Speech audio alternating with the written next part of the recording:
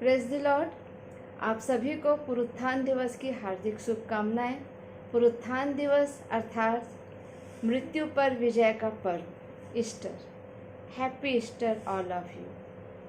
प्रियो, वचन में हम देखें तो आज से ठीक 2020 वर्ष पूर्व प्रभु यीशु ख्रिस्ट जो है इस संसार में परमेश्वर की महान योजना को पूर्ण करने के लिए आए और कलवरी के क्रूस पे अपने आप को निर्दोष होते हुए भी बलिदान किया और तीसरे दिन वो जी उठे, मृत्यु पर विजय प्राप्त करके जी उठे। और इस बात की गवाही आज 2020 वर्ष पश्चात भी आप और हम दे रहे हैं ईस्टर पर्व को मनाकर।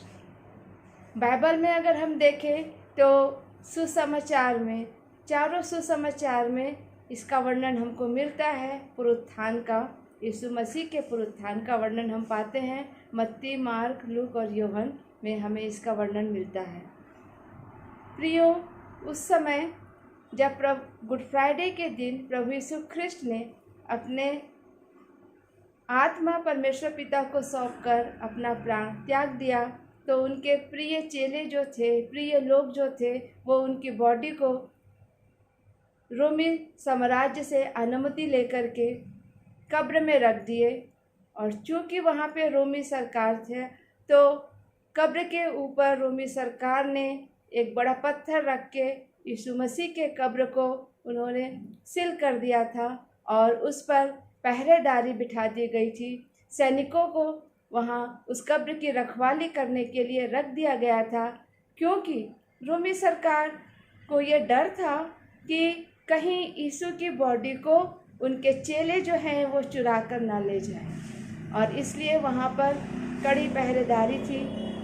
हम देखते हैं जब गुड फ्राइडे के दिन प्रभु यीशु ख्रिस्ट ने अपना प्राण त्यागा, तो वो समय करीब 3 बजे का था और उसके बाद दूसरे ही दिन से सब्त का दिन प्रारंभ होने वाला था।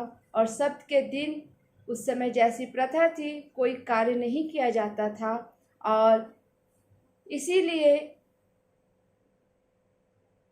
यीशु मसीह के बॉडी में किसी प्रकार का सुगंध द्रव नहीं लगाया गया।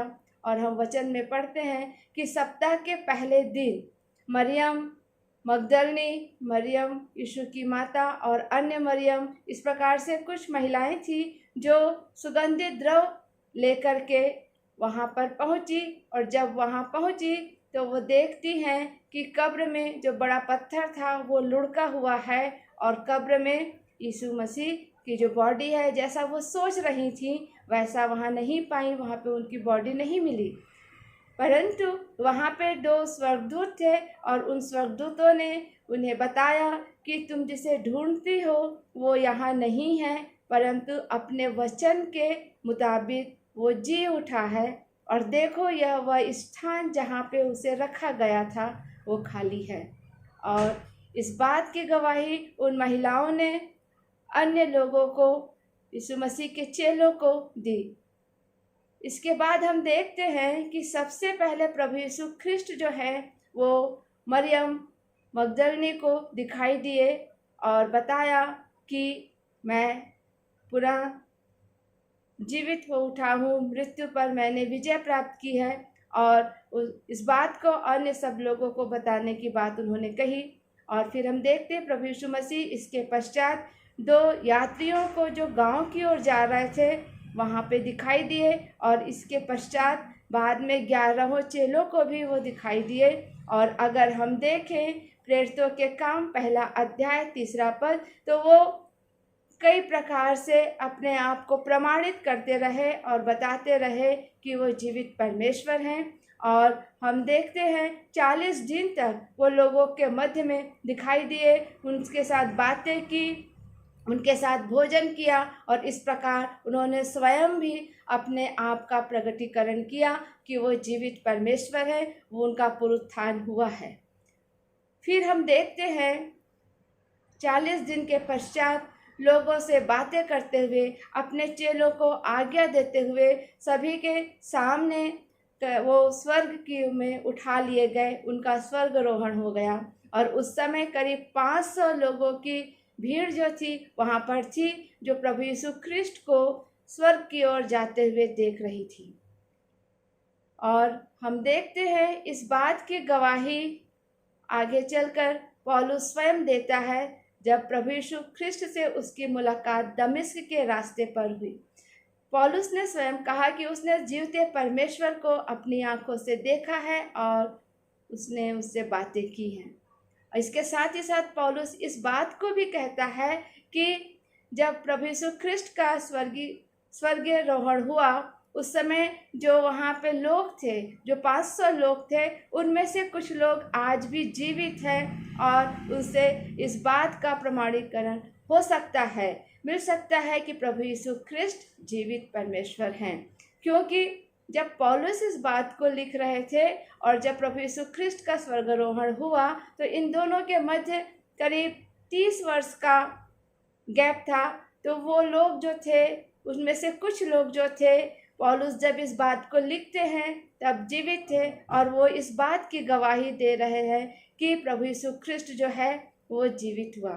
प्रियो, अगर हम देखें तो प्रभु यीशु मसीह के इस संसार में आने के सैकड़ों वर्ष पूर्व भविष्यवक्ताओं के द्वारा पुराने नियम में यशायाह देखें, भजन संहिता देखें, अन्य भविष्यवक्ताओं की किताबों को अगर हम देखें तो वहाँ पे भविष्यवाणी कर दी गई थी। और जब प्रभु यीशु ख्रिस्ट इस संसार में आए तो वो हर एक भविष्यवाणी जो थी 100% प्रभु यीशु ख्रिस्ट के जीवन में पूर्ण होने पाई। और इस प्रकार हम देखते हैं कि प्रभु यीशु ख्रिस्ट जो है आज से 2020 वर्ष पूर्व उनका पुनरुत्थान हुआ, वो पुनः जीवित हुए, मृत्यु पर उन्होंने जय प्राप्त की। और इसी बात की गवाही में हम सब इस ईस्टर के पर्व को मना रहे हैं। मित्रों, अभी हमारे पास अवसर है कि क्या वास्तव में प्रभु यीशु ख्रिस्ट ने हमारे हृदय में जीवित हुए हैं, हमारे हृदय में उनको हमने स्थान दिया है, या आज भी हम उसी मृतप्राय दशा में जी रहे हैं। अगर रोमियो की पत्री अगर हम देखें तो वहाँ पे स्पष्ट कहते हैं कि हम प्रभु यीशु मसीह के बपतिस्मा लेकर हम प्रभु यीशु मसीह के साथ गाड़े गए हैं और हम उनके साथ, जिस तरह प्रभु यीशु ख्रिस्ट पुनः जीवित हुए वैसे ही हम भी जीवित हुए। और अगर हम जीवित हुए हैं तो पुनः पाप की दशा में क्यों जाए, पाप का जीवन क्यों जिए। प्रियो, ये अवसर है कि आज वास्तव में ये पुनरुत्थान दिवस जो है वो हम सब के लिए बहुतायत की आशीष को लेकर के आए। जब हम प्रभु यीशु ख्रिस्ट में छुड़ा लिए गए हैं, जिला लिए गए हैं, तो अब हम नए मनुष्यत्व को पहन लें और पुरानी बातें जो है वो सारी बातों का इनकार करें जो कि सांसारिक बातें हैं, और प्रभु यीशु ख्रिस्ट के बताए आदर्शों पर चलें। और जैसा प्रभु यीशु ख्रिस्ट ने आज्ञा दी कि इस सुसमाचार का प्रचार सारे जगत में करो, तो आज आपका और मेरा ये कर्तव्य है कि हम उस जीवित पिता परमेश्वर का, प्रभु यीशु ख्रिस्ट के जीवित होने की गवाही समस्त संसार में हम प्रकट करें, अपने लोगों के मध्य में प्रकट करें। मित्रों, शैतान यीशु को रोक नहीं सका, पाप उसे हरा नहीं सकी और न ही कब्र उसे रख सकी। वो जी उठा है, मेरा यीशु जी उठा है, आपका यीशु जी उठा है। God bless you.